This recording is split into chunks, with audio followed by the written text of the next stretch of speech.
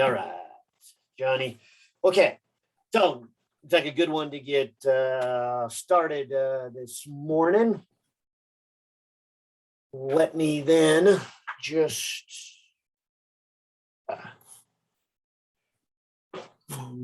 share my screen.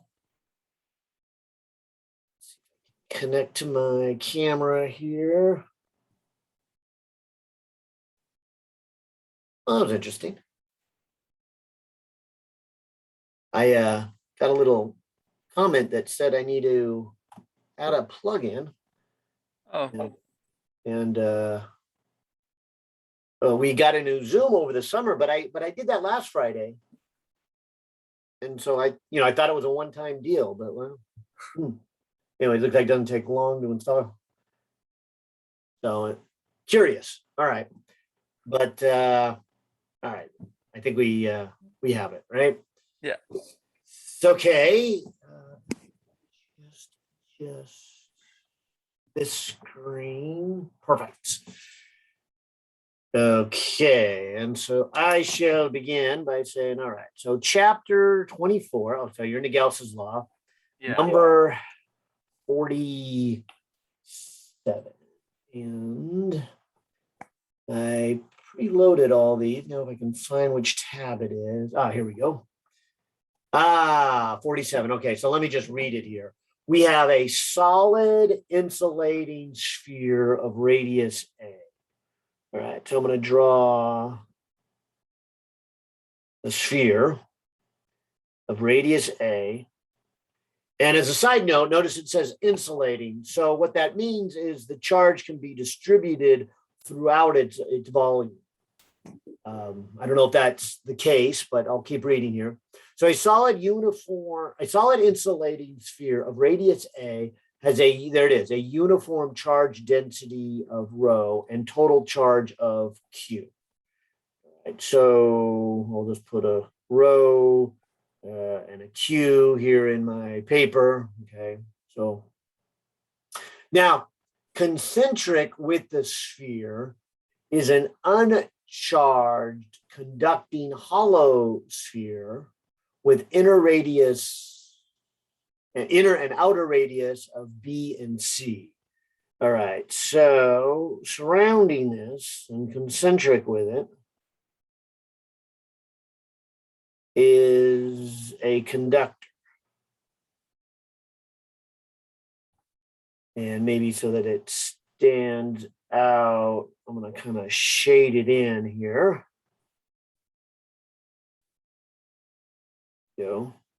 And it looks like the inner radius is B and the outer radius is a C. So we've got a nice little picture there. Okay. Concentric, and it's uncharged, conducting, hollow, spherical sphere with inner and outer radius A, B as shown. A. Okay, so A. Find the magnitude of the electric field in the regions, and there's the whole list here. It's R less than A, R between A and B, R between B and C, and then finally R greater than C. And then determine the induced charge per unit area on the inner and outer surfaces. All right. Well, I'll start, of course, with A, and A looks like A is a pretty good long one here because it straighten that out. Because we've got so many areas to do. It's like 1, 2, 3, and 4 areas, right? 1, 2, 3, 4.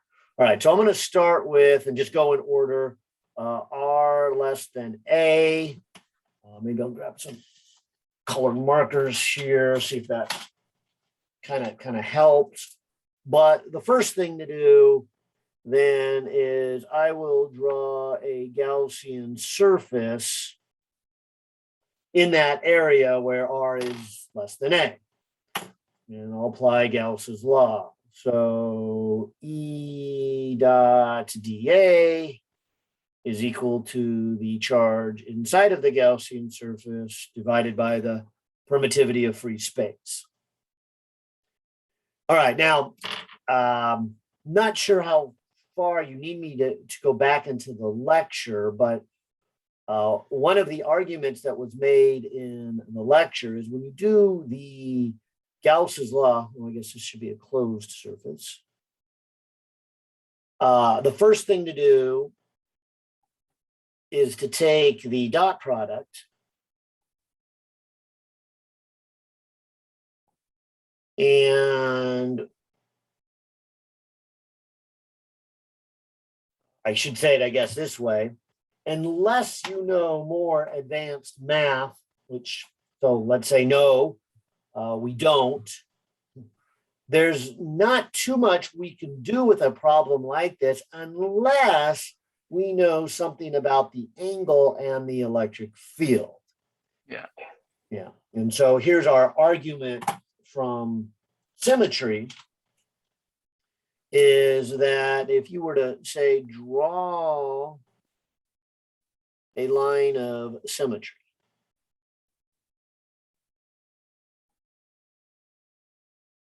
and so this green line is supposed to be a line of symmetry. And what I mean by that is if you took this particular configuration with the charge and the shapes and you flipped it around that line, you would get the same thing. And so the argument goes then that the electric field would have to be along that line of symmetry. There's two ways of saying it.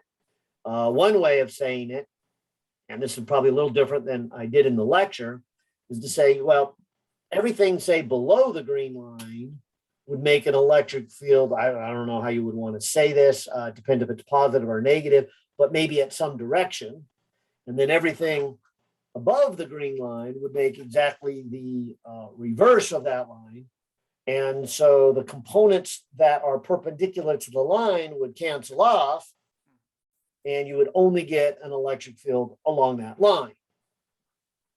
Another way of saying the same thing, which is I think the way I did it in the lecture, was to say kind of a indirect proof where you say, well, what if the electric field was off of the line of symmetry? And you flipped it. You see, what would happen to that electric field is it would now be pointing over here, a direction that is different than it was before. Yet, we have the same charge distribution. And that doesn't make any sense. How can you have the same charge distribution and now the field points differently than it did before you flipped it?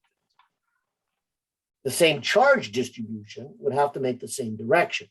And the only direction that doesn't change when you flip it is a field or a direction along the line of symmetry. So an important part of solving a problem like this is to have symmetry. And so we like to say, again, unless you have more math, and even if you do, you still have to make a lot of physical arguments, not just mathematical arguments about the symmetry of the problem. So anyways, that's the argument I'm going to make then, that the charges, or the electric field that is created from these charges has to be along that green line, at the line of symmetry. And in fact, because it's spherical, at the risk of messing up my drawing or making it very complex, you can see that any line that goes through the center is a line of symmetry. And so that tells me that the electric field is along these radial lines. And because we know positives go outward and negatives go inward, that's why both would work in terms of lines of symmetry. So if this thing was a positive charges, the field would be going out, radially outward. If it is negative, they'd be going radially inward. But either way, they have to be radial. And so by using that argument there, we now know this angle here between the direction of the field and the direction of the normal, because the normal, I drew a Gaussian surface, kind of lost track of it here. Maybe I'll, instead of doing dotted, I'll make it solid. But by making that solid, and I guess it's kind of hard to tell that that's blue and that one's green, but the blue one, the blue circle here, is the surface area. And perpendicular to it is radially out. And so the argument is that both the normal and the electric field are radially outward, and so the angle between them is 0. And so that's half of the argument of doing Gauss's law. Now, the other half of this argument is something about the electric field. And again, we have to kind of use our physics here and say, okay, well, what do we know about electric fields? We know they're created from the charges themselves. All right, so if you imagine yourself kind of inside of this charge, maybe standing right here, and you look at how the charge is distributed around you, and you maybe compare that to someplace else on this surface. And hopefully you can see anywhere on this surface. The distance to those charges and the distribution of those charges would look the same, and therefore must create the same strength, the same magnitude. And that means then why we do an integral on this area, which involves this electric field, even though we don't know its value, that's the point of this problem, is to find that value. Okay, we can argue that it would have the same value on that surface. So those two are the big first two steps of solving any one of these Gauss's law problem, which is why last chapter we learned a method to get the electric field, and this one we're learning yet a different method. So they each have their strengths and weaknesses. This one, as you see, will actually have a lot of strength in the fact that things can be done quickly. And they can be done quickly because of the symmetry, but that's its limitations. It can only solve problems that have a significant amount of symmetry. So that's an important thing to keep in mind. All right, and I'm going to do this same argument for all the 4 cases that we're going to go through. So keep that in mind. Even though I'll make the argument here, I'm going to say that this step then, and all of these steps, would be valid when R is greater than A but less than B. It's also true when R is greater than B and less than C. And it's also true when R is greater than C. And so even though I've started this problem and saying, okay, let's do the simplest case, I guess this is the simplest of the 4, but starting with R less than A, so we're inside here. If I were to, draw a Gaussian surface anywhere else, say here, which would be this case where R is between A and B, or in this conducting shell, so that would be R between B and C, or if I were to draw a Gaussian surface at R greater than C. All of this argument about lines of symmetry and distribution of charge would still be valid, and I would end up with this same equation. So what I'm going to do is maybe go to a page 2 here and just say, all right, keep this picture in mind. I'll keep bringing it back into the video screen here on a kind of on a regular basis here. But again, let me just put A here and say, okay, so for R less than A, starting with our new simplified version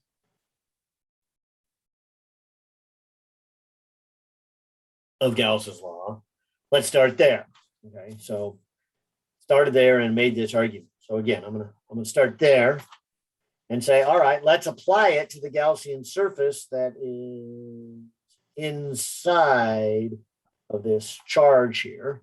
And so what I would have is a fairly easy integral to do here. This integral is very simple because it says just add up the area. Well, that is the surface area of a sphere. Now, I suppose we should be careful about what area we're talking about because, you know, there is the area that is, I'll call it a physical area, because it's on this sphere. I guess there's a physical area of the inside piece of the shell. There's a physical area of the outside of the shell. So there's a lot of areas involved here. And the area we want is the area of the Gaussian surface. So it's none of these physical ones. It's more of a mathematical surface. It's this mathematical sphere that I've drawn in my picture. And that is drawn at radius r. And so I don't put an A or a B or a C here. I'll put an R, where R is limited to being inside of A or smaller than A. Okay, now a hard one to do is, well, then how much charge is enclosed? Because if you come back to the problem, they say the total sphere has a charge of Q. But I'm drawing a surface that is within, and so maybe it's worth drawing just the sphere of radius A, and then redrawing a Gaussian surface of radius r. And hopefully you'll see if the whole sphere has a charge of Q, then the stuff that's inside of my Gaussian surface in here is clearly less than Q. So I don't want to put capital Q for the amount that's enclosed or inside. I guess I like inside. I think your author uses enclosed, but IN or EN there for the subscript. But this is the charge in enclosed. So let's give this some thought. How much is enclosed? And so let's do this. Let's just go back to the definition of charge density. It is a small amount of charge within a small volume. So there's our calculus. And so if I were to have a chunk of charge, if you will, what color is this? Well, that'd make it better blue. But if I were to have a chunk of charge, say right here, what I could say is the density of that is that chunk of charge, dq, divided by that volume of it. Now, the reason that can be useful is because if you rearrange this equation, that's telling you how much charge you have. You have the charge density times that little volume. And so if you imagine adding up a bunch of these chunks of charge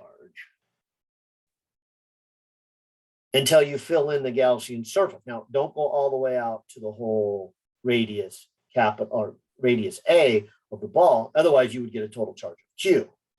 But if you go out just to radius R, you're going to get something less than Q.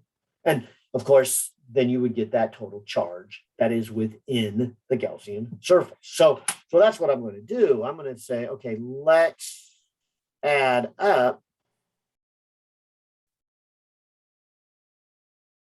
all of these blue chunks of charges, that is, add up to the edge of the Gaussian surface. Don't add up all the way out and get the whole charge Q.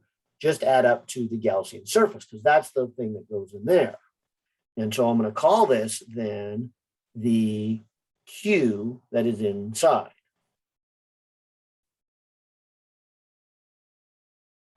All right. Now, let me be a little more specific on the volumes that I'm going to add, because the picture I showed were little chunks, but it might be better to do it this way. All right, so let me draw the ball again. I'll draw it big. Here's the ball. Let me draw the center of the ball right there. Okay, and then let me draw a Gaussian surface. Maybe here, make some room to work on the inside. And then for the volume, then here's how I'm gonna think about it. Instead of little squares or cubes of chunks of charges, I'm gonna say, and I guess it's not really necessary. I was gonna say, let's add up shells. I think in your Calculus 200 class, if you've gotten this far, they often refer to this as the shell method. But maybe I shouldn't even do that, because this one's much easier than some of the ones that can be. So that was a step in the right direction, but I'm going to just do this. I'm going to say, watch this step. The density is the same all the way everywhere in this ball. They, I think, made that clear. And they said a solid insulating sphere of radius A and of uniform charge density rho.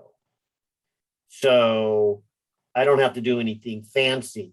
Some of the other problems, I think the last two, a little heads up warning towards the end, I think number 55 and 57, you can't make this step. You can't, because both of those say the density changes. And so that's why, and that's what I had in my mind. I was thinking I was going to add up the volumes that were these shells. So the volume would be the surface area 4 pi r squared times its thickness dr. And I was going to put that there. And that's what you have to do in number 55, because it density changes. Just read 55, a solid, and 57. But this one's a lot easier than that, because by pulling this out, then you just have this, which says the integral of the volume. But that means just add up a bunch of little volumes until you get the whole volume. And we know the volume is 4/3 pi r cubed. So we don't really do any calculus. We more read the math than do the math on this step. Whereas in 55, 56, you're going to have to put that in and actually do the calculus. And I guess, so I'm adding up this volume. Now, again, I should be careful here. Which volume are we talking about? Because we know the volume of a sphere is 4/3 pi r cubed, but there's a bunch of r's or radii floating around here. There's the r of the Gaussian surface. There's the r of the ball on the inside. There is the r of the inner radius of the shell. There is the r of the outer radius. And I guess we call that c. So is this supposed to be r for the Gaussian surface, or is this supposed to be r for the radius of the ball on the inside, or is this supposed to be b, or is it supposed to be c? And of course, it's supposed to be r, because again, what am I trying to do back here? I'm trying to find the total charge enclosed into the Gaussian surface. And so I need to add up the volume that is enclosed within the Gaussian surface. So I want the r of the Gaussian surface. Okay, so let me bring this down to here and then say, okay, the left-hand side of the equation we already did. Now I've been working with the right-hand side. And I got this. I got rho. I got 4/3 pi r cubed. So that's the charge inside, and then permittivity of free space. And now we can simplify it by saying, well, there's a 4 on each side. There's a pi on each side. The left side has an r squared. The right-hand side has an r cubed. So there's one r left over.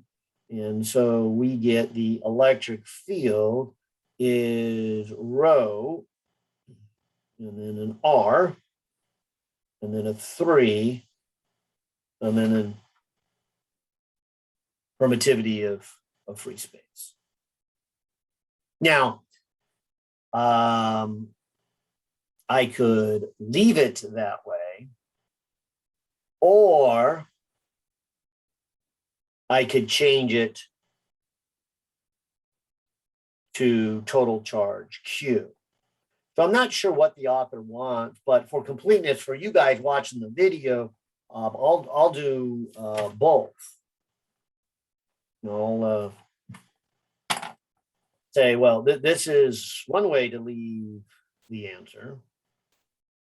But there's another way. And I'll come back up here to density. Remember, early on when I was doing density, I would say it would be a little bit of charge over a little bit of volume.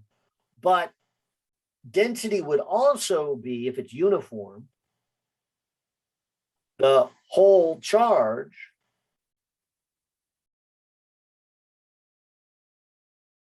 over the whole volume. And the whole charge within this ball is capital Q, and the whole volume of the ball is 4/3 pi. Notice a cubed, not r cubed, but a cubed. That's the whole volume. So whether you think of it as a little charge over a little volume, I like to always do the analogy of a candy bar. You go to get the density of chocolate, you can take the whole candy bar divided by the whole volume of the candy bar, or you can take a little square and get the mass of the little square and divide it by the volume of that square. If it's uniform, there's going to be the same number. If it's not uniform, then this big one over the big one would be the average. Okay, so if we use that, now I'll put that right here. So this would be Q over 4/3 pi a cubed. There's the density times r over a 3 epsilon naught. We can get, let's see, so if I think of this downstairs, that 3 would cancel with that 3. Across the top, then, you would have a Q and an R. And across the bottom, you would have a 4 pi, an epsilon naught, and an a cubed. And again, we could leave it like that. Although I do see this 1 over 4 pi epsilon naught, which is Coulomb's constant. So we could also write it in terms of Coulomb's constant. And your author didn't really give us an indication on how they want it. I would say the general rule is you should always leave your answer in the variables that they gave you. But in this case, they did give me the variables density or total charge. So I would say that it's not real clear, and the radius, it's not real clear which one would be better. I might, you know what, I haven't called up, let me do that now, is look at the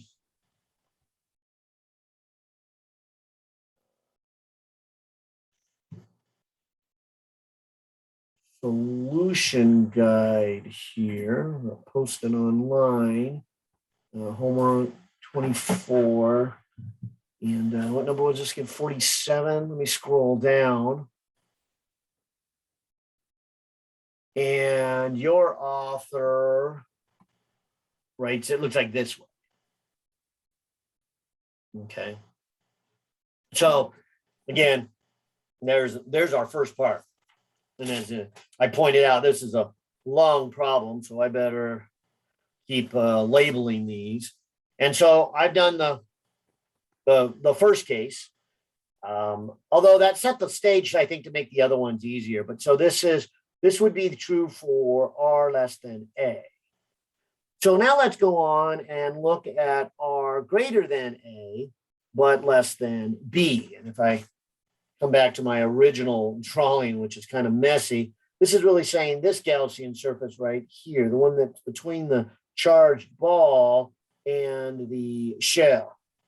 And maybe just for drawing purposes, I'll put, here's the charged ball. And then here is the shell. Okay. And this step, I'm trying to find then the field right there. Okay. Now, it'll be okay with you. I'm going to go back to page 1 here. And remember, we made this argument that if we start with Gauss's law and we have symmetry, enough symmetry that we can know the angle in the electric field, we can reduce this general statement of Gauss's law to this one. And that's kind of that big step of why the symmetry was important. And so I said that this would be valid, but when R is greater than A and less than B. So I'm gonna start this step right there and say, all right, I've got the electric field times the integration over the closed Gaussian surface equals to charge enclosed over epsilon naught. And the left-hand side would actually be the same argument that we did back here on page 2, that it's just the electric field, and this would be the area of the Gaussian surface. And the area of a sphere is 4 pi r squared. We just have to be careful about what surface we're talking about. And since it's the Gaussian surface, it would be R. It wouldn't be the A or the B or the C. It would be the R. And the same thing here, it would be the R. Now, in a sense, though, this R is different than this R because this problem had the R less than A. Okay, but it's the Gaussian surface. Okay, and so this is our variable R. So anywhere within R being greater than A or less than B. And this one's actually easier, I think, than the one I did first, which I guess again back here on page 2, because I had to give some thought to how much charge was enclosed in the Gaussian surface, and I said it would have to be less than capital Q because the Gaussian surface was inside of A, and so that was for our first step. But here for our second step, the Gaussian surface is outside of the ball. That is, its R is greater than A. And so it encloses the whole ball. And so it doesn't take much work to figure out how much charge is enclosed by the Gaussian surface. It's very easy how much is enclosed. It's the whole ball. And they told me the whole ball had charged Q. So this one's easier because we don't have to do all of the step that we did on page 2. So here on page 3, I'm just going to then go E equals 1 over 4 pi epsilon naught Q over R squared and say, all right, there is the electric field. And so that's an easier step. And I think I still got the answer over here. Let me just check. Yeah, so the author did a good job of doing that. All right. Maybe I have enough room. So even here on I guess it's still page 3. I'll go ahead. Let's talk about the next area they said. How about R when it is greater than B, but less than C? And so if we come back to the original picture, which is getting kind of messy here, but I guess it would be, inside of this metal conductor. Let me kind of redraw things again here. So here is the charged ball. Okay. Then there's some empty space. Then we've got the inner radius and outer radius of a charged concentric shell. How to go back to the way the author phrases it. What does he say? Concentric with is an uncharged conducting hollow sphere. So he calls it a hollow sphere with the idea that he wants you to make sure you're thinking there's enough thickness in here. And so this is the conducting part. Okay, and so here my Gaussian surface is actually drawn then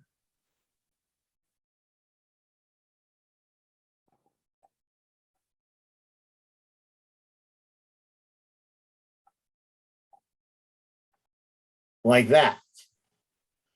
Now, again, I'm going to go all the way back to what we did at the beginning here in page 1 and said, remember, we made this symmetry argument that this point here would be valid for all of these. And so I'm on, I guess, check, already did that one, and I'm working on this one. All right. But let me start there. Okay. So I'm going to put E integrated over the closed Gaussian surface would equal to charge enclosed over epsilon naught. Now, I think what the author is really after here is one very important thing that was illustrated in this chapter, and that was you don't have an electric field inside a conductor. The argument goes something like this. If you did, the electric field would mean that there'd be then an electric force on the charges that are in the conductor. And the definition of a conductor then is they can freely move. So if you had an electric field, they would put a force on those charges, and those charges then would move, and they would get pushed, and they would move. And so you might say, well, they move because there's a field. Yeah, but eventually, and I say eventually, it takes something like a millionth of a second, charges would get pushed around until there's some kind of balance going on.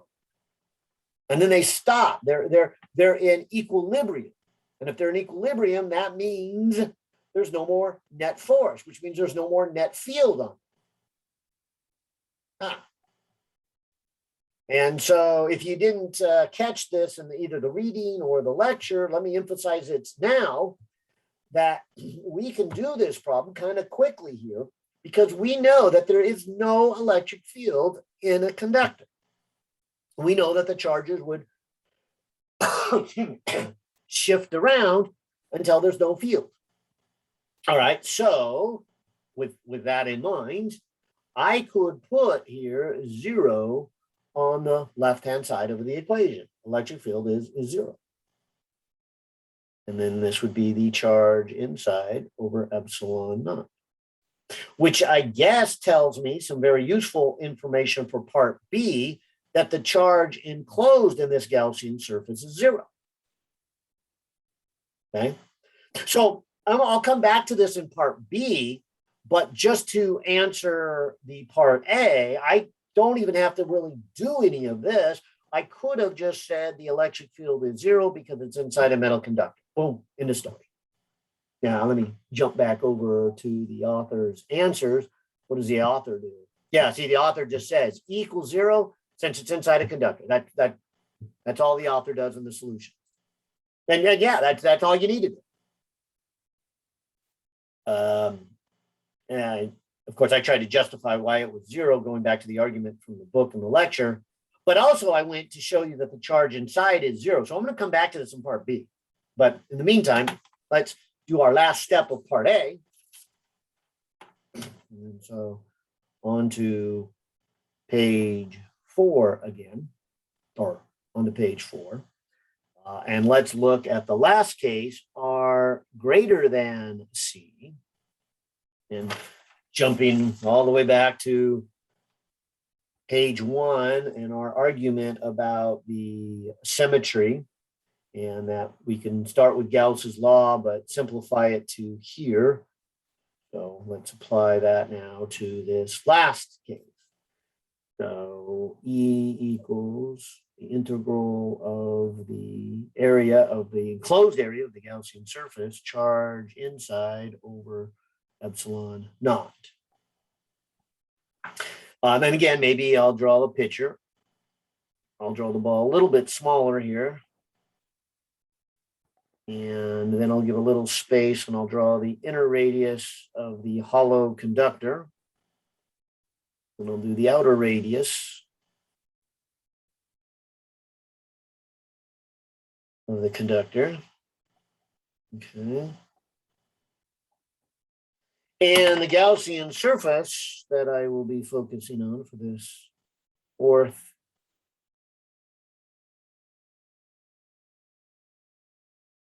position in space. So first we did here and then here and then here. So now we're doing outside. So we're doing this, R greater than C. I have something that looks like this. Okay. Now, again, I would make the same argument here that the left-hand side of this equation is the same thing again. Because, again, this says the enclosed Gaussian surface. And so the surface of a sphere is 4 pi r squared. But again, it's r squared. It's not a squared, b squared, or c squared. It's the Gaussian surface. So this is the r squared. And so all of these, here's page 3. It was 4 pi r squared here. It was 4, well, we didn't even do it. We just said 0 and left it alone. But back on page 2, we again said right here that the surface area is 4 pi r squared. So the left-hand side's all the same. I guess there's a slight difference in meaning, though, because our r is at different locations, but it's still r. It's still the Gaussian surface.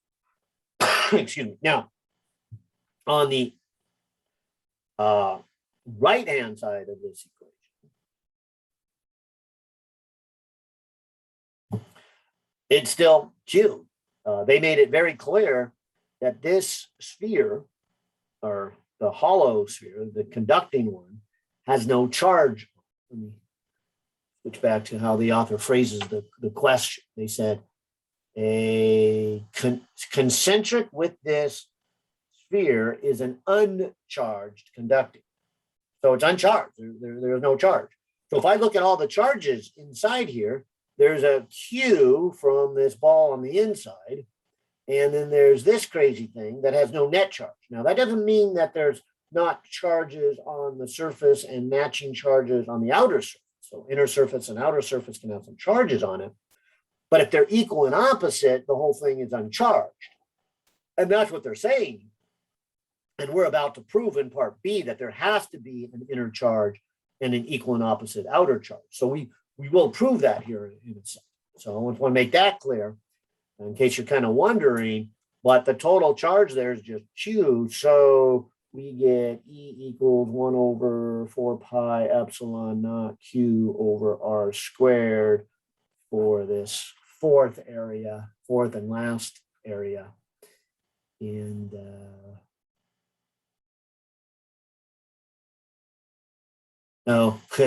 and your author, probably to save space, but it's not very educational, he just said when he was doing this step, back here on page 3, when he was doing R between A and B and he got this, he just says, well, that would also be true in this step when R is greater than C. So, but that's a little too short, or maybe I'm a little too long-winded because I guess I have been talking for a long time. Sometimes I never know if I should try to point out every detail or go a little quicker so that, people don't fall asleep on me. So I'm never quite sure. But anyways, your author did it the short way. I did it the long way. Hopefully between the two of those, it's starting to make sense. So I'll give you a little more detail. Now, I'll put a line here because this is, I believe, half the problem. Let me come back to the question. Then part B says, determine the induced charge per unit area on the inner and the outer surfaces. All right, well, let me start with inner. Well, actually, let me just have a general discussion. Let's go back to the picture.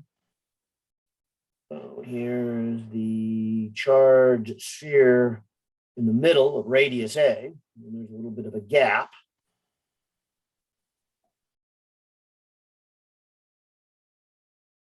Then there's the inner radius, which I didn't draw that real good. And here's the outer radius.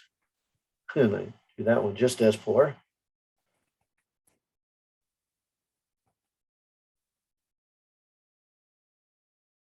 Okay, so there is our uncharged, important, uncharged, conducting, that's important too, sphere, hollow sphere. That's how we got that one in there.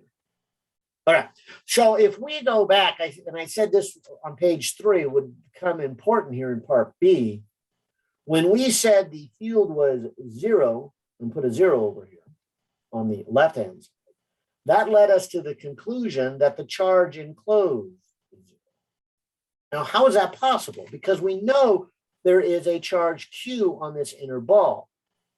And the answer to that is that there would be then a negative Q pulled inward to this inner surface. Well, we know again because it's a conductor. And so remember this about conductors. Not only, as we said earlier, that the electric field has to be 0 inside a conductor, or at least I should say, has to be 0 after things settle down. So after a millionth of a second, the field is 0. And I keep saying that because we're going to change that later on this semester. We're going to deal with things when they're in transition. They haven't settled down. But right now, we're just trying to do the easier stuff. Maybe I shouldn't say that because that might scare you. But we're starting with the easy stuff. But it's hard nonetheless. All right. And the thing about conductors, I'll say it again, that the electric field is 0 inside, but also there are no charges on the inside. The charges all accumulate on surfaces. Okay. So if you drew this Gaussian surface here, and you've got to have 0 charge in here, and you already know there's Q on this inner ball, and you also know that the conductor can only have charges on the surface, then you know that there must be a negative Q on this inner surface. That's the argument. And so that's why this step was important, to realize that the Q net, the Q inside, is 0. Oh, by the way, notice that the outer surface is not within the Gaussian surface. And also note that they said that this outer conductor, hang on, and then get a drink of water. Can't seem to clear my throat. Oh, that's good. Okay, so the outer hollow sphere said it was uncharged. So if we just reasoned that the inner surface has to have a negative Q on it, that means the outer surface has to have a plus Q on it. So if I go back to my page 4 here, I guess here's what I just said. I said, okay, so there's got to be a Q here. And they don't say whether Q is positive or negative, but for the sake of discussion, let me say that that's positive.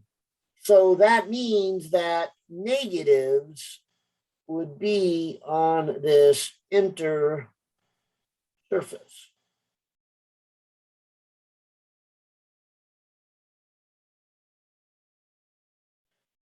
And the amount of negatives on these inner surface would be the same, I should have done it in a different color, as the Q, the positives that are distributed throughout. And again, as I just said, but I'll say it a second time here, if the shell here is uncharged and there's a negative Q on the inner surface, there must then be a positive Q on the outer surface.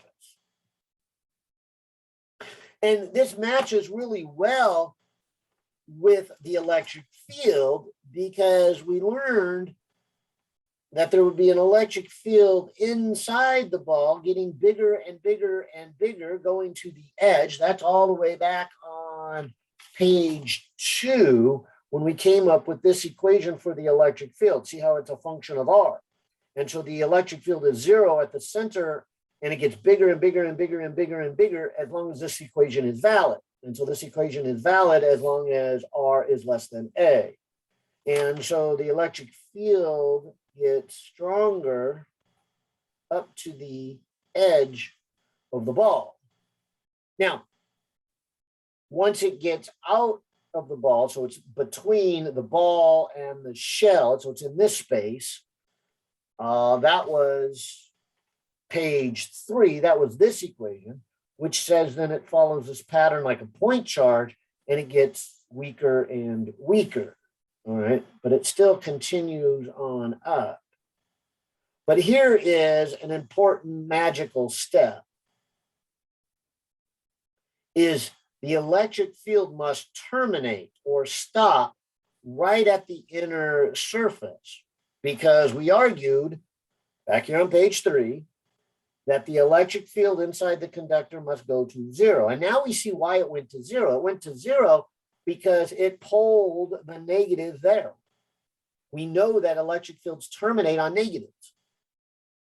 So they were generated here with the positive ball and then terminated here on the negative inner piece.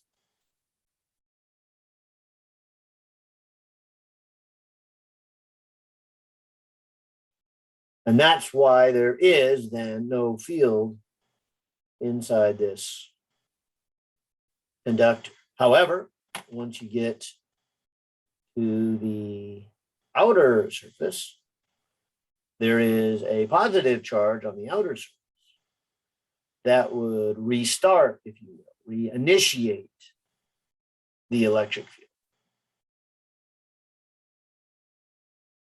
And that electric field then would go radially outward, and it would follow the equation that we just did on the top of page 4 here, which really is the same equation as the inner one.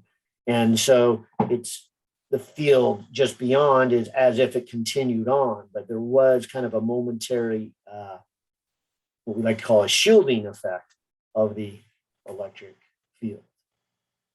Now, I guess that was all extra because I went a little beyond, all right, maybe even quite a bit beyond what part B is asking, but I thought maybe it would be good to kind of have a deeper description of the field and the charges and how they're distributed.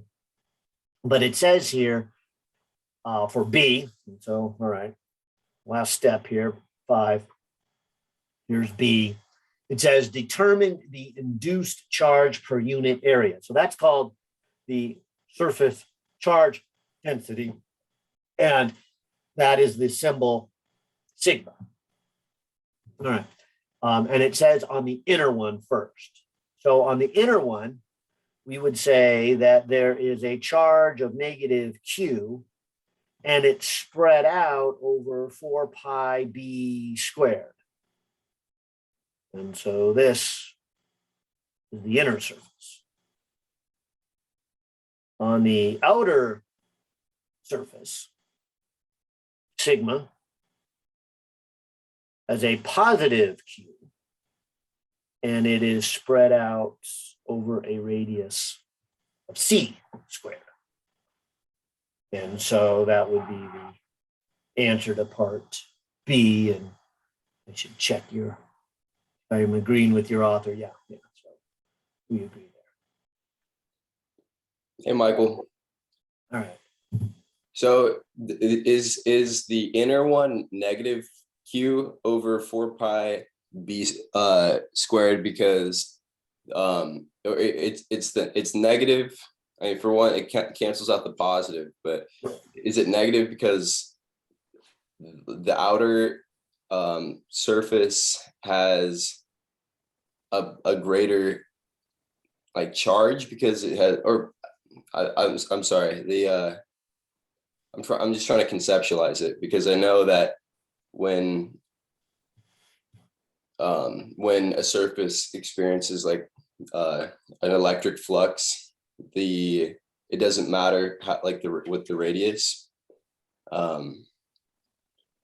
So would it have I'm just trying to, is it a positive charge because the arrows are going outward, and then it's negative because the arrows are coming into the inner part of the surface? Yes. Okay. Yeah. So, and of course, the arrows could have been the other way around. So I guess I would probably say it's negative on the inner surface because the negatives are pulled inward because the inside is positive. Yeah. Had the inside been negative, it would have pushed the negatives to the outside. So the negatives would be out here on the outer surface and the positives on the inner one. Got you. So what really is determining it is these charges in here, which of course determines this field. Yeah, which. Awesome. And then, so because the magnitude of Q, it doesn't really matter, but I know that or it doesn't matter. It's just like a constant, but I'm curious, the B and the C, those are two different sizes of radii. So I'm curious how they cancel out because. Okay. Let me be careful with these three words: charge, charge density, flux. Okay. So I think you maybe have taken charge and flux and somehow mingled it in your mind with this. Let me explain. This is kind of what I'm hearing you're saying. I was saying that the charge on the inner surface and the charge on the outer surface are the same. Yeah. Okay. Because this whole thing is uncharged. Yeah. They okay. I'm also saying what you use the word flux. I didn't use it, but I like that.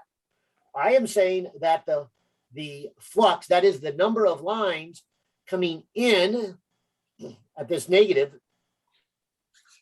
are equal to those that are going out on this surface. Okay. And so I totally agree that the flux is the same. Yeah. All right. But remember this then, that, and I'm trying to get to this charge density here as well as flux. The charge density multiplied by the area would give you this over here, the charge.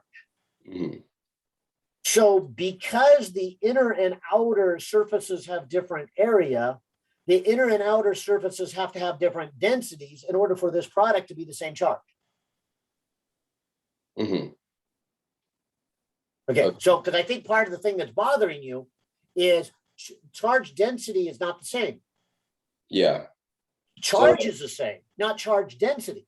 Okay, so the charge density is not zero because it does have charges, but Wait.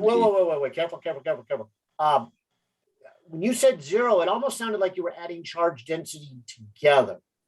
yeah, because that's what I was thinking, because for the entire surface, it has the Yeah.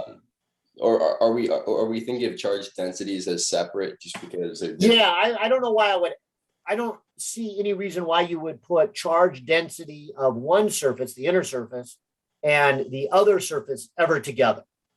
Okay. And look at what you might call a net charge density. I'm going to just ever leave those separate. There's a charge density on the inside. There's a charge density on the outside.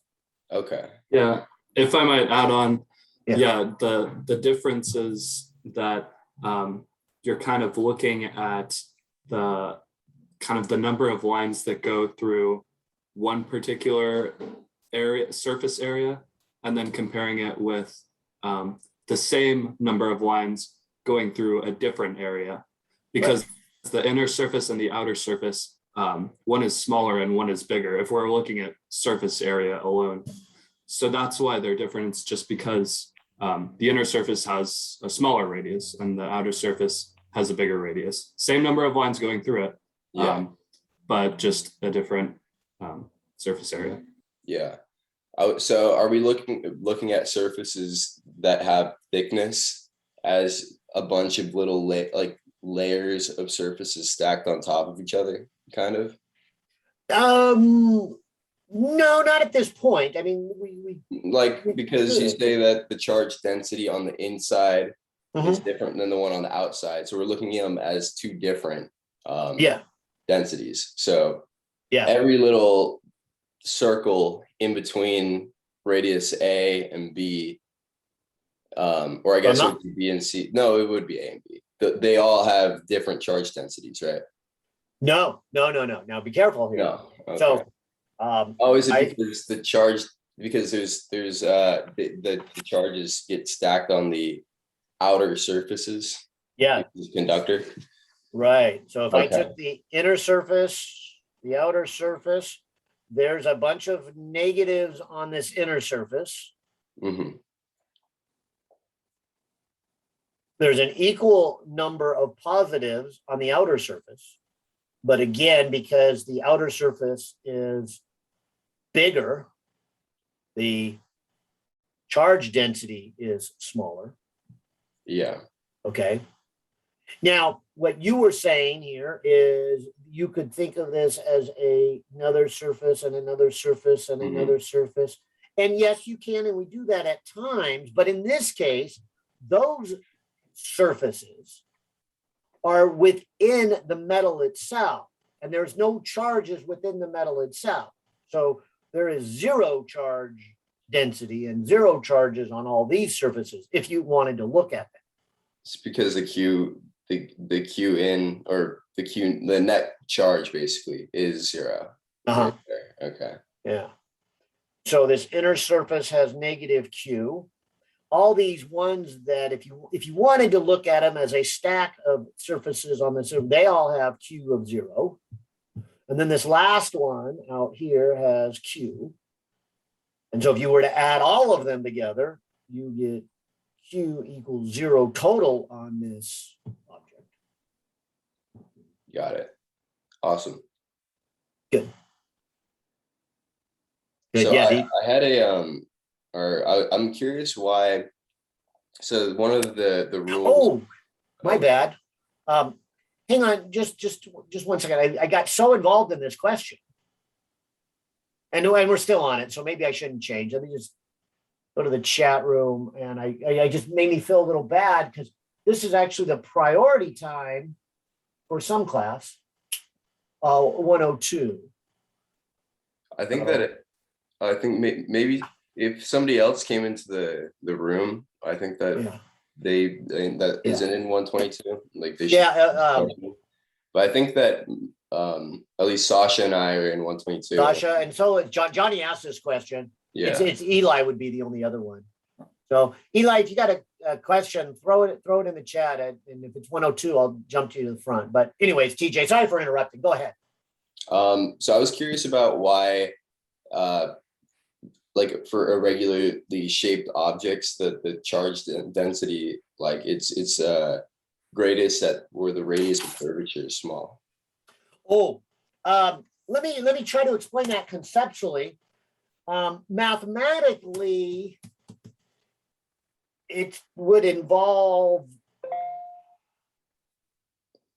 some mathematics that you haven't seen yet. So the author does it conceptually, and let me do it conceptually. Okay. And it involves a step earlier that, and I said, and I think you know this, but I'm going to repeat it. If you, and I'll start simple here, you just had a spherical object and you put a bunch of charges on it, and it's a conductor, the field will go radially outward. And here's important first step. The electric field on the inside is 0. Okay. So keep in mind that the electric field inside a conductor is 0. That's a crucial step here in the logic. Okay, so watch what might happen then if you had a piece of metal that was long and flat.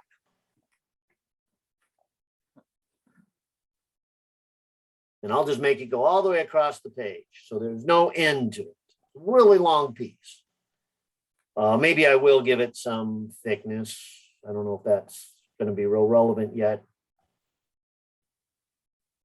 But let's say you put a bunch of charges on there. And I'll put negatives on here. So I put a negative here and here and here. And let's just put 4 for the sake of discussion.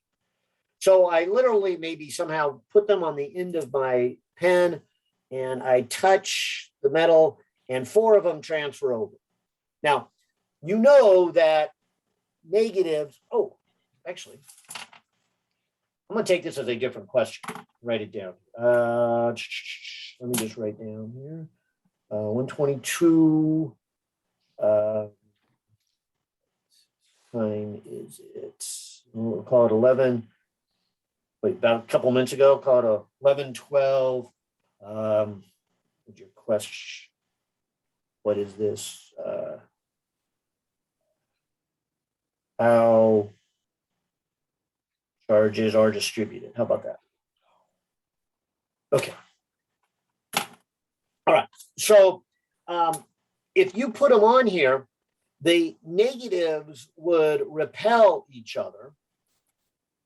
And they would, and you can kind of imagine that after they repel, so I'll do this, they would spread out. And you might expect them to spread out equally. Here's why. Because they don't like each other, so they want to get as far away from each other. Well, that's a terrible way to say it. I shouldn't say they don't like each other. They all repel each other because they're electrical forces. And this one here would kind of balance itself between the two others. If it was closer, say, to this left one, there would be a larger repulsion than from the right one, and so it would shift over. Okay. So its positioning is actually determined by the other ones around it, and it would be evenly distributed on a nice flat surface. Okay. Now, watch this clever trick. What would happen if this piece of metal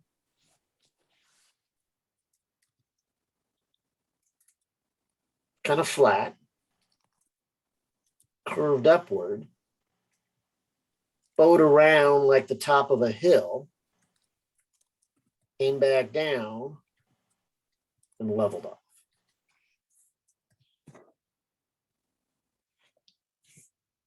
Where would those charges go? Well, let's come back up to here. Remember, this one was over here because it's being pushed away by its neighbor.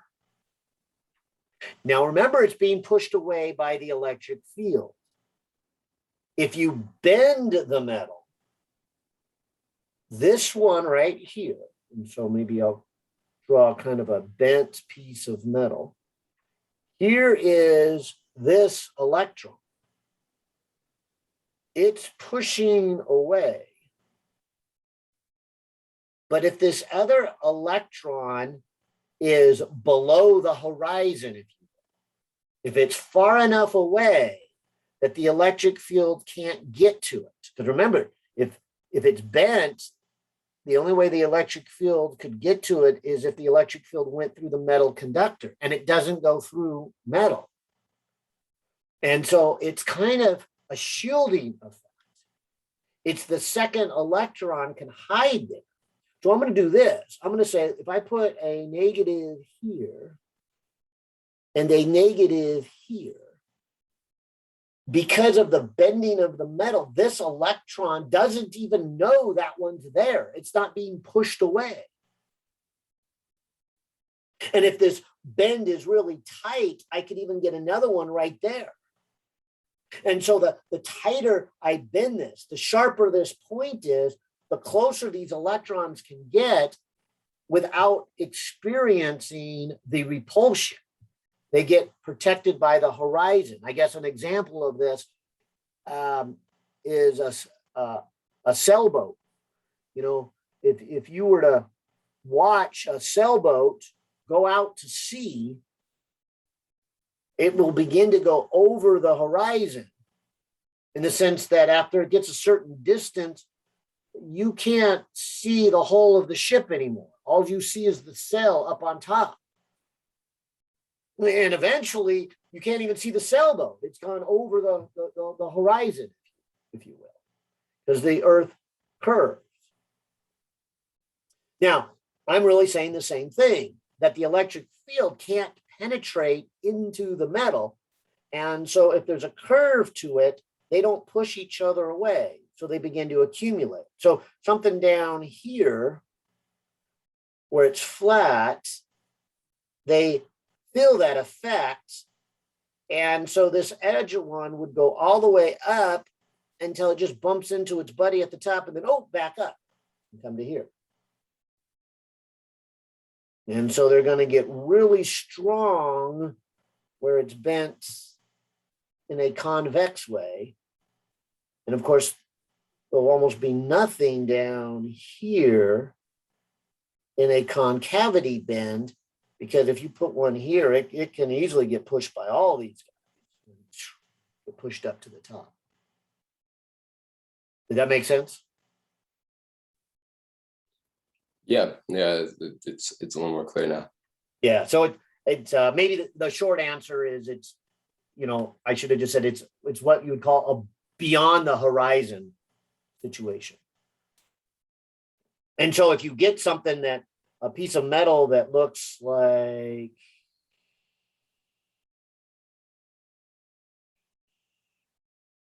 this, and you put charges on it, most dense packing of charges is right there. Now, not necessarily the most charges, because they'll get the most packed, but there's not much space for them. So there may not be that many charges, but they'll be packed in real tight. It's because if you like expanded it all, like it would be to be equally distant from each other, would they all be spread out equally? Kind of. Say that again. Like if you were able to manipulate that shape to be circular, like would they all be equally distant? Yeah. So where they are, how concentrated, depends upon their curvature or their radius at that point. So if I did this, this would be like the equivalent of a circle that big. this edge right here would be the equivalent of a circle this big. This would be the equivalent of a circle this big. This would be the equivalent of a circle that big. So yeah, so if you make a circle out of them, they're going to spread out evenly. Or if you make them flat, they're going to spread out evenly.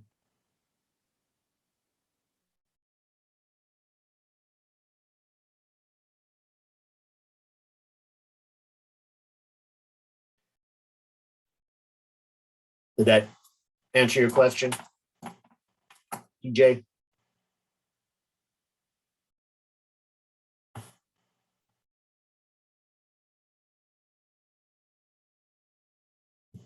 think we lost TJ. Look frozen there. All right. It's like he's rebooting or something. All right. Hey, all right. Come back to you guys. Looks like got a few other people in here. We got James and Eli. Great. And I'll put this one off to the side here and say, to help me kind of keep track of things, it's best if you guys throw your question into the chat. Thank you for that good long one, Johnny. That was awesome. That was a good one. Thank you very much. That was really helpful. Oh, yeah. And I guess I should ask. Yeah, did I cover everything? Yeah, that was awesome.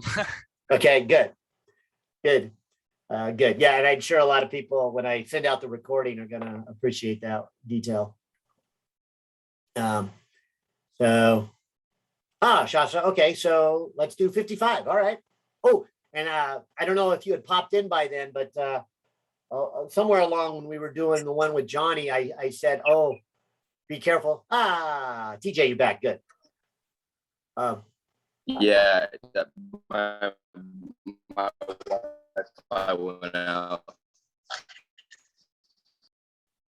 Okay. Oops. Let's see. There we go. Sorry, my Wi-Fi out. Yeah, I heard. Yeah, you're still kind of glitchy. But anyways, I think I finished your question with you, right? So we're gonna move on to 55. You good with that? Yeah, that's 55. That's actually I had a question on that too. So Okay. All right, let's get going with 55. And 55 is a lot like 47. I don't think it's quite as long, but it has a part that's a little harder. And so let me give it a shot here. Let me put here 122, number 55, and it is 1123. Nice. All right, so chapter 24, number 55. And I better put page 1 here. These can be really long. And let me jump over here, okay, to 55. And 55 says a solid insulating sphere of radius r and of non-uniform charge density. So this is what I was commenting back in the one I did in 47. We did a uniform charge distribution. This one is non-uniform. And it varies with r according to this equation. So we'll come back to that, where a is a constant and little r is less than big R as measured from the sphere. Show that the magnitude of the electric field outside is given by this. And then B, show that the magnitude of the electric field on the inside. All right, so let me start by emphasizing this chapter is trying to teach you a second technique of getting the electric field. We learned about electric fields and how to get them with Coulomb's law in chapter 23. This is a different and very powerful approach, but only if you have symmetry. So anybody who's going to be watching this video, maybe I'll encourage you to, if you didn't see the first part of this video, go back about an hour in this recording and go back and see number 47 in this argument about symmetry and Gauss's law. I'm going to do it again, but maybe a little bit faster, unless you guys have a question for me, because A, I don't want to bore you, but B, I want to make sure I cover it, because I know some of you weren't in the chat room here when I did this. So I'm going to do this. I'm going to draw what will be the charged sphere. And the charge is distributed.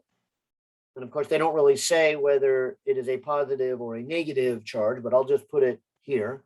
In fact, the equation they give me says that the charge is more concentrated the further out in the radius you go. So maybe I'll put more charges on the outer edge than in the inner center pieces, kind of represent what they're showing. But here's the important step of Gauss's law. When you first take this dot product, you can remember taking dot products back in physics 121. You take the magnitude of the first times the magnitude of the second times the cosine of the angle between them, okay? But here's the important part of Gauss's law, that you can really only solve this integral if you know this angle. How are you going to know the angle? If that's the question, get the electric field. Well, there is some things that we could know about the electric field, even if we don't completely know the equation. And watch this. We call these lines of symmetry. Let me draw a line going through the center of this. And that is a line of symmetry. What we mean by a line of symmetry is if you were to take the charges as they are and flip it, you would get the same charge distribution. So notice I'm not saying that the charges are the same on the inner as the outer, which they are not, because they say the equation for the charge density is A times R squared. So there's definitely more charges out here than in here. But when you flip it, the charges here go all the way over to here. And that's the same R away. So you get the same charge distribution. So I'm curious why the density is AR squared, or varies with AR squared, because it seems like the what would it be? The units would be just meters squared because A is a constant, right? Oh, well, it's a constant with units. So A would be like 5 coulombs per square meter. So that this, yeah. or Okay. actually, it would have to Cubic be meter fifth, so that you would get charge per volume. Yeah. Okay. Yeah. Cool. So it's a constant, but the constant also has units. All right. So and maybe you guys already got this in the last example I did, or maybe you from the lecture. But correct me if I go too fast here. But here's the argument then, that the electric field has to be along a line of symmetry.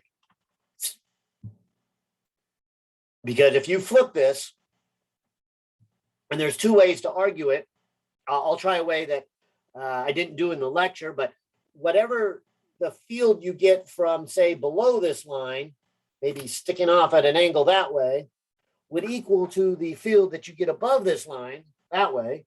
And the two components that are perpendicular to the line of symmetry would cancel off, and you would only be left with a net field along the line of symmetry. And so lines of symmetries are important, because if you see them, you also know the direction of the electric field. And in order to solve this problem, that's what we need to know. And for this problem, any line through the center is a line of symmetry. And so that means for this problem, we can conclude that the electric field has to be radially outward, or inward if it was a negative ball. So this argument doesn't say whether they're inward or outward, but they have to be along those radial lines. Couldn't you just say that the each electric field line has to be perpendicular to the point that it's at on the circle or on the charge? So perpendicular to the surface here? Is that what you mean? Yeah, well, it has to be perpendicular. Like, so you have the sphere, and it has to be perpendicular, Okay. like sticking Yeah. outward, right? Yeah. And so I'll say yes to that, but I would prefer to say radially outward. Okay. So they're all pointing from the center outward. They're all pointing in what we would call a radial direction. So instead of an X direction or a Y direction, this would be a radial direction. Okay. Okay. And here's why that's important, because as you're pointing out, if you were to then draw a Gaussian surface somewhere, say here or here, and maybe I should have drawn this bigger one first, because that's how the question asks it. The question asks for the outside first and then go inside. But if you draw the Gaussian surface here, normal to the Gaussian surface,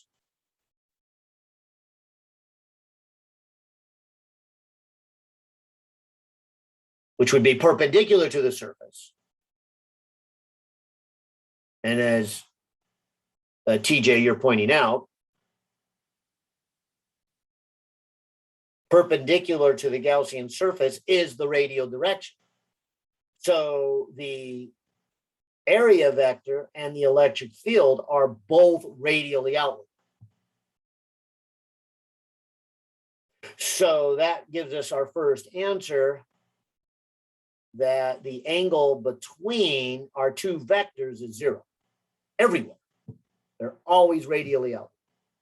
The electric field is radially outward.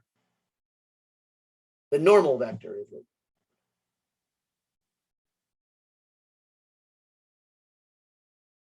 And that's an important piece number 1.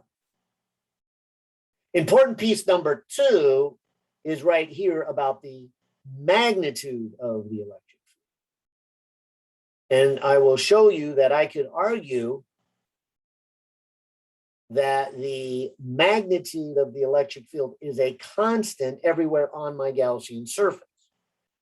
And from mathematics, we know that if you have a constant, you can pull it in front of your integral. And so let me make that argument.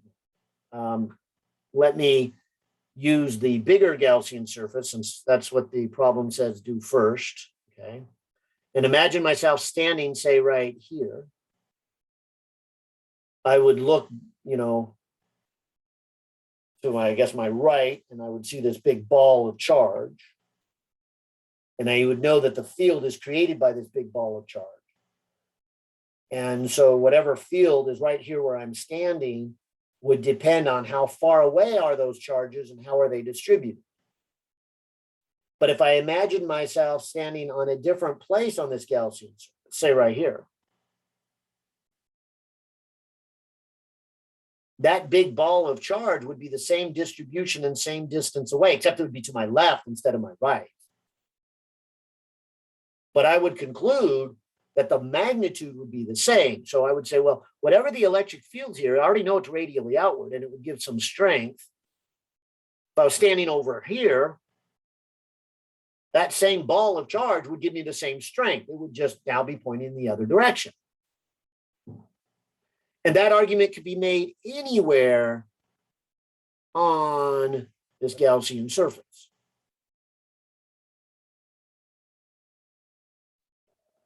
And of course, that would only work if I drew a spherical Gaussian surface. If I had drawn a rectangular Gaussian surface, that argument wouldn't work, and I would be dead in the water trying to get the electric field with this technique. I would probably go back to Coulomb's law. So drawing a square around this is not a good choice, but drawing a sphere around a sphere is a good choice. All right, so what that boils down to is that I don't know the equation for the electric field. That's what I'm trying to find, but at least I know it's the same everywhere on the Gaussian surface. And I know that the angle of the electric field is radially outward, which is same as the direction of the area vector. So I know that the angle here is 0 and cosine of 0 is 1. And so I don't know if you want to call this the first step or the first two steps, but these are absolutely crucial. Because if you cannot figure out the angle and pull the electric field out in front, there is nothing more you can do with that integral. You can't integrate something you don't know what it is. And so it was crucial that we know something about it. It's a constant and it's a direction. So that is a crucial step. And for any of you who popped in later, we did this same argument in 47, where we said we got to get to this step, and we argued about our lines of symmetry and whatnot. All right, so now that I can justify this equation, let's solve this one. Now, before I go further, we are asked to solve this for r greater than capital R, and capital R is the radius of the charged sphere, whereas little r is the radius of the Gaussian surface. And then part B, we are asked to solve this for little r, that is a Gaussian surface less than capital R. So that would be inside. But I want to point out that everything I've done would be true whether or not my Gaussian surface was on the outside or the inside at this point. And I'll keep going because there's still a lot of things that are true whether my Gaussian surface is on the inside or the outside. For example, let's take the next step. Whether my Gaussian surface is on the inside or the outside, the next step is to say, what is the area of the Gaussian surface? See, this, I'm not going to actually do the integral. I'm going to more read the integral. I'm going to say, what is this saying? What is this math saying? This math is saying, add up the surface area of your Gaussian surface, add up the whole thing. That's what this left-hand side is saying right here. And so this right here is the area. It is the total surface area of the Gaussian surface. So instead of actually doing the integral, I'm just going to say it gives me the area.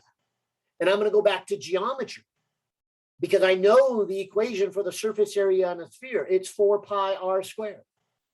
So I'm just going to put 4 pi r squared. Now, let me help you out and give you a little warning here. Is it little r or is it big R? Because we're talking there's two different surfaces, right? There's the actual, what I'll call the physical surface of the charged ball. And then there is the surface of this, what I call a mathematical surface, a Gaussian surface, something I've drawn.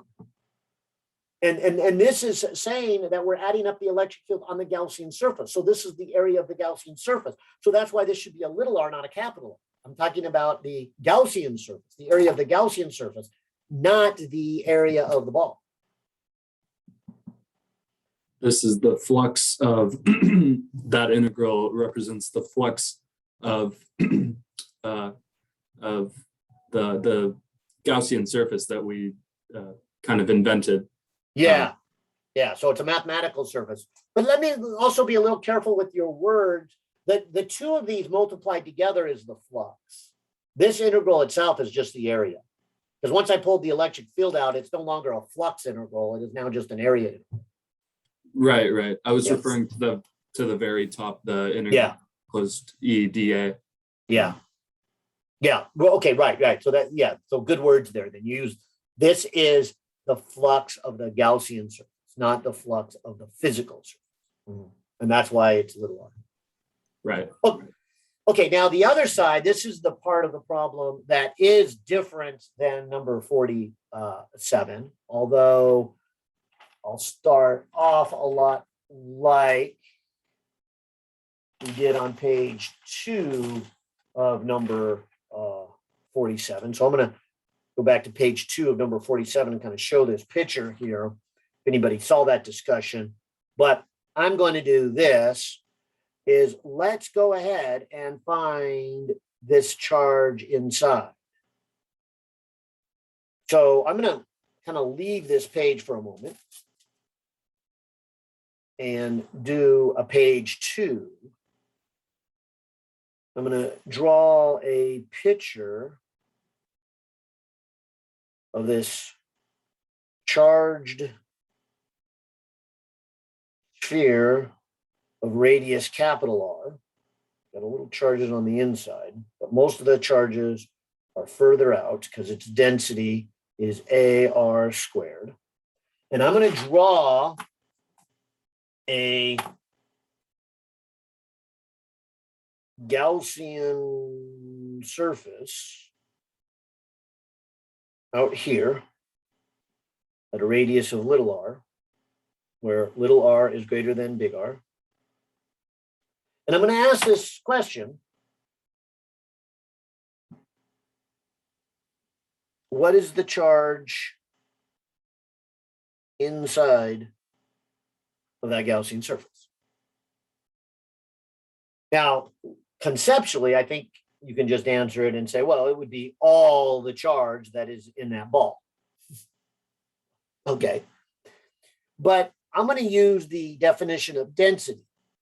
Density says if you take a little bit of charge and divide it by a little bit of volume, that is your density.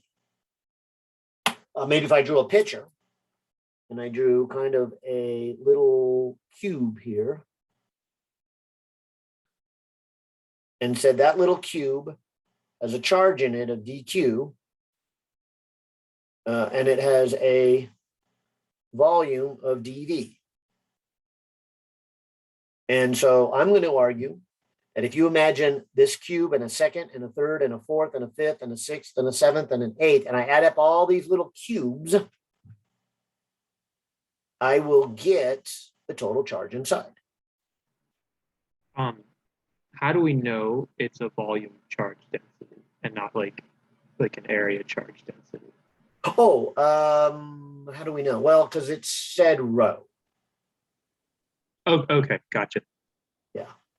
Well, And also, it's we're also- dealing with a 3D surface, right, rather than a plane. Well, no, like spheres have area. spheres have a surface. Yeah. You're right. And then, well, It also then we're another also, isn't it like a solid sphere rather than a shell? Yeah, but more importantly is they say insulate, because if it was a solid conductor, we know there's no charges in the conductor. Yeah. So if they had said conductor, Yeah. I would be dealing with surface charge density sigma. Okay. Yeah. Then also they say that the charge densities change, and that's the reason why we're working with the volume, right? Right. Right.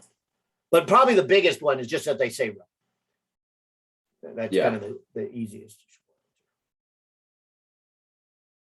Okay, now, again, let me keep going here. Let me rearrange this equation. So if I take density times a volume, I get charge. And this then is the magical step of when I say add them up. When I say add them up, that's a mathematical clue to say I'm going to integrate. And so this right here means add up all these dq's. And what you're going to get then is q. You're going to get that total charge on that ball. Okay. So q really is this interval, rho dv. Now let me draw you another picture, because the picture I've drawn with a little chunk being a cube doesn't fit my symmetry very well. So I'm going to draw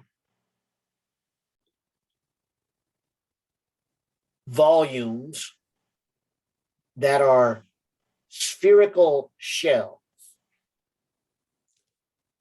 Let me try this. If I have a sphere Never mind. and I wanted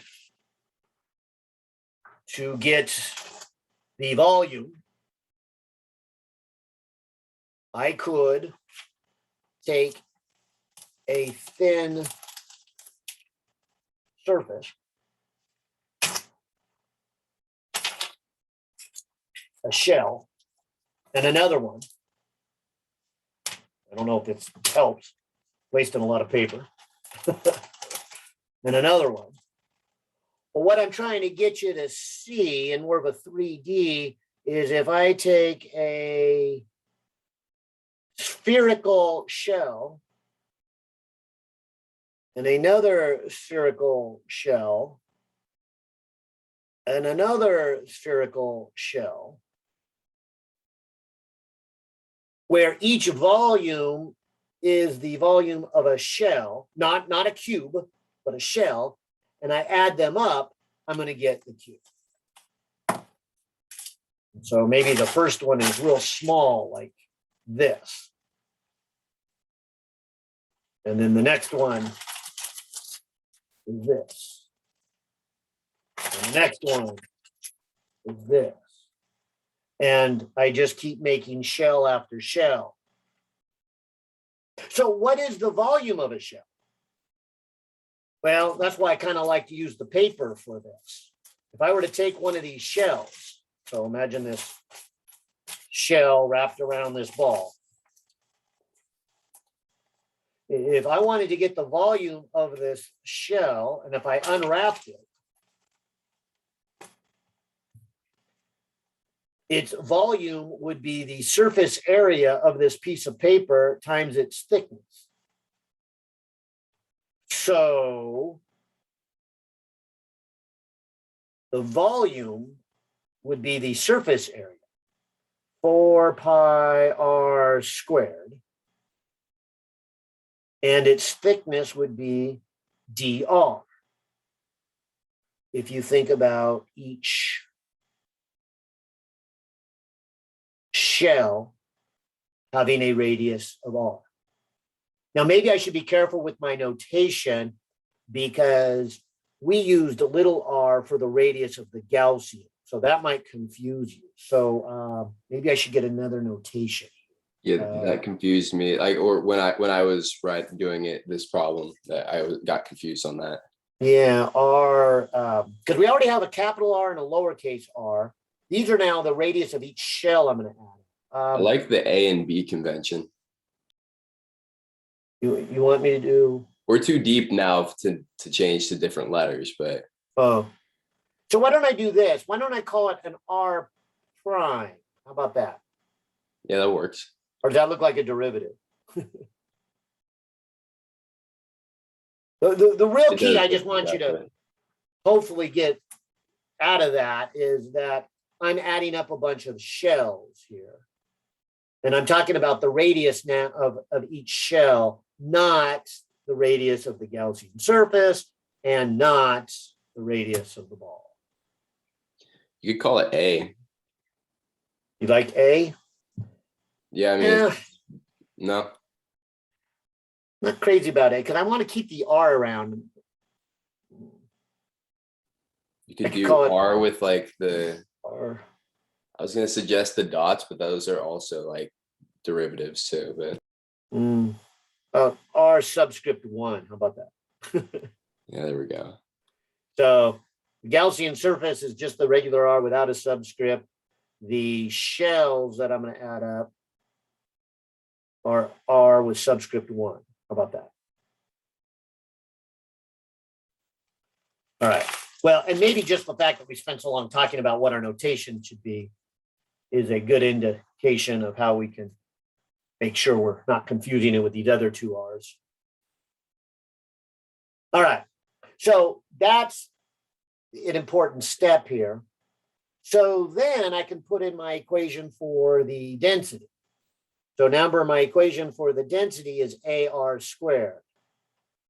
Now I should be careful with this R because even your author used R, but he didn't mean the radius of the Gaussian surface. He meant the radius of where the charge is. So this is really an R1 here in the density. So this becomes A R1 squared for the density. Then I have the 4 pi R1 squared dR1 equals the charge. So I think that's kind of the biggest step here in number 55. Sorry, 1 second. What was the A? Where did the A come from again? That's from the author. He says the density is Oh, some yeah. number A. Awesome. Okay, gotcha. All right. Now, maybe the last hard part of this integral before we actually do the integral is to say, okay, what are your limits? And so my limits would be, I guess I would start with a shell at the center and keep adding up shells until I got to the edge of the ball, right? I wouldn't keep adding up all the way to the Gaussian surface. There are no charges out here. I would only go to the edge of the ball. So this would be 0 to capital R, not little r, not R1, capital R.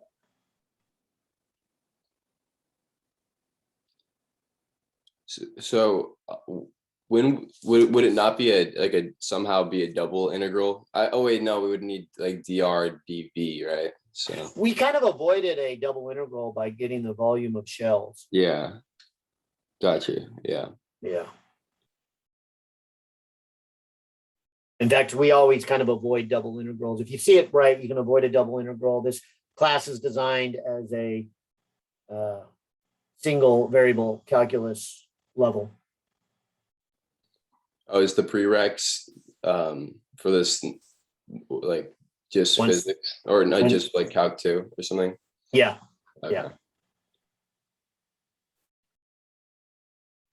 All right, so finally we can do this. Let's see. I'll pull the 4 pi out, the A out since they're constants. Then I would have this R1, and that'd be to the 4th power. So this would become R1 to the 5th power over 5, evaluated from 0 to capital R. And that would be the charge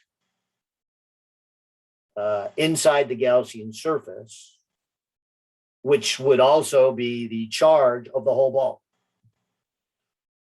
And so 4 pi A R to the 5th over 5.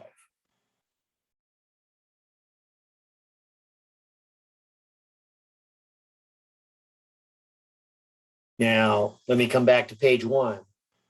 Because remember, we were doing this integral all because we said that on the right-hand side of this equation, we needed to figure out what the charge was inside. So now we have it. It's 4 pi A R to the 5th over 5. And the 4 pi's drop off. And you end up with, looks like an A R to the 5th, 5, epsilon naught R squared.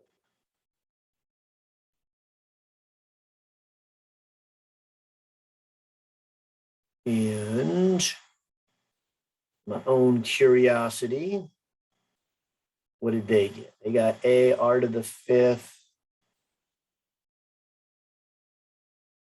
Wait, 55. 5. Yeah, good. Yay. So we got a sample. Oh, Hey, Michael, yeah. or Professor Young, sorry.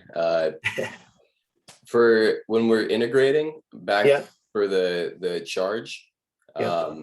do we, and are we doing is that a differential equation technically? Oh, here? Yeah, Back here? is that a Yeah, separable? I guess technically it's a single Like a differential. really simple separable? Yeah, single, right. The good way to put it. It's a differential equation technically, but it's a single variable and it's separable. So you just integrate once. So, because I know that there's a whole class math 220 that's on how to solve differential equations. Yeah, that's what I'm in right now. Okay. That's we were just doing separables, so it looked kind of like that. Yeah, and the easiest one you actually learned back in math 150, which is this one, the separable. You probably once you learn how to do a derivative and an integral, you can do one that's just a single derivative. Yeah, and if it's separable, then you can just integrate it once and you're done. So those are the easy ones, which explains why you started there in 220. Yeah, they'll get a lot more advanced real soon. Yeah, for sure. Second week right now. All right. Hey, now let me finish this up Also- kind of quickly. I did. Oh, sorry. Also, where did the constant go? Do we just kind of ignore it? Well, we finished. It finished in our answer with an A. Or no, like when we're integrating, Oh, like well, it's a constant, so I pulled it in front. or like the integration constant, I meant like when you integrate, you have the plus C. Oh, no. I have limits. This is Oh, not yeah, it's not an indefinite. indefinite. Yeah. Yeah. So there's no constant of integration. Yeah. Good point. I guess I meant like with the charge when we do like the separable, I guess. You know what I mean? Well, okay. So when you have a separable differential equation, you can solve it by integrating. Mm-hmm. Now, when you integrate, your choice is a definite or indefinite integral. I chose a definite integral, so there is no constant. Yeah, sorry, I missaw. Awesome. Thank you. All right. And yeah, no, good. I wanted to finish this one up, but it is a bit past our break time. So I'm gonna finish this and then say, hey, let's take our break so I can get something to eat here. But we'll be back at 12:30.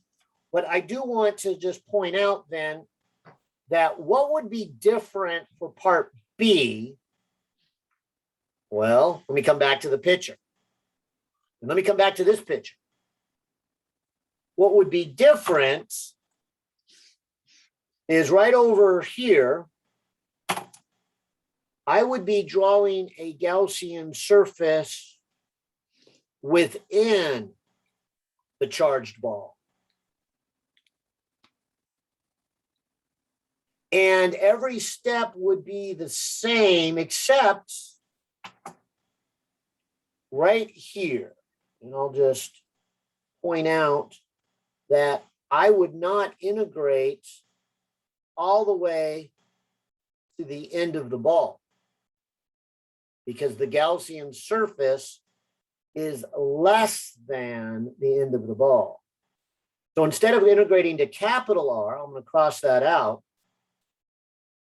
I would integrate to just R. So when I did this substitution here, instead of having capital R, I would have lowercase r. So then when I come back over here to page 1, where we had E equals 4 pi little r squared,